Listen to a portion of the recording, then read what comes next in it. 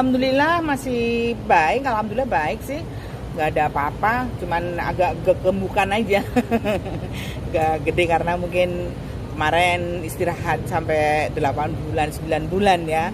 Istirahat, minum vitamin, tidur, makan, gitu-gitu. Jadi ya nggak apa-apa. Ini udah mulai mengatur pola makan lagi, udah mulai mengatur pola hidup lagi. Pertama langsung kerja.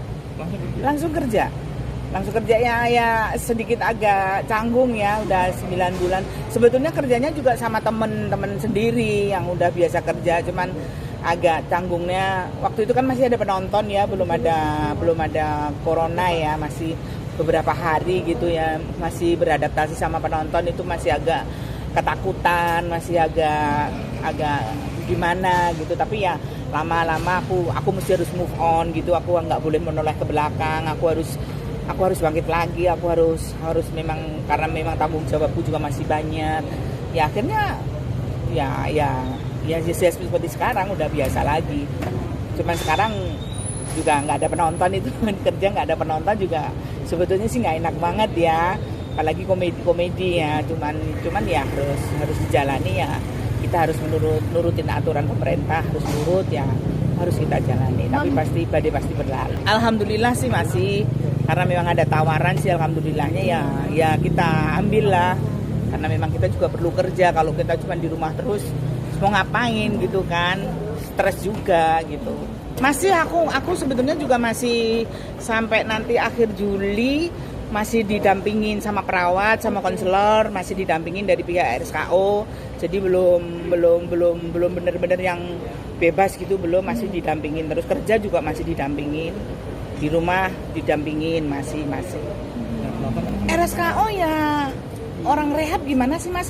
Ya kalau sakit diobatin, olahraga, terus waktunya tidur juga harus tidur, jam tidurnya juga harus tepat, bangun pagi kayak gini, kayak ditanya kalau jam 8 pagi itu kayak ada apa ya namanya, lupa aku, ditanya-tanya masalah feeling, masalah trigger itu rasa pemakaian, terus ditanya ya kayak orang direhab aja. Artinya gitu. Secara hidup tuh Teratur banget.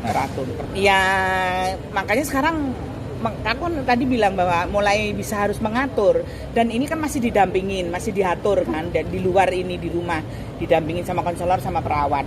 Ya mereka kan ngatur. Jadi nanti kalau sudah lepas dari pendampingan, aku kan bisa. Oh berarti kalau di rumah harus begini, di rumah harus begini gitu. Sampai nanti akhir Juli kalau nggak salah sih. Kalau nggak salah sampai akhir Juli di pendampingan sama dari RSKA.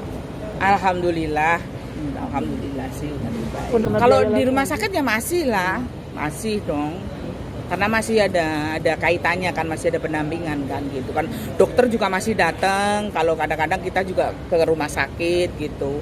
Dan nanti setelah Juli itu selesai pendampingan, saya juga selama masih ada waktu 6 bulan lagi, saya masih harus seminggu sekali kontrol, kayak tes urin, terus kayak kontrol, masih kayak gitu, masih diwajibkan, meskipun sudah nggak ada pendampingan, tapi masih diwajibkan untuk kontrol selama 6 bulan. Ada sih kemarin sama Pak Herimen ya, di Polda, mau diajak jadi duta anti narkoba. Cuman kemarin sudah ada kabar, cuman nggak tahu kapannya.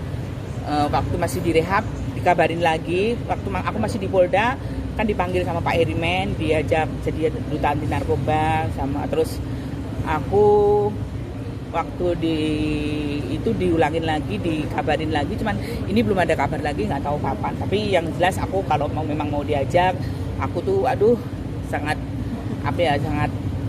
mau banget gitu untuk berbagi kisah, untuk berbagi pengalaman yang sebetulnya pengalaman yang nggak enak gitu. Pelajaran yang paling berharga. Pelajaran sangat berharga buat aku gitu.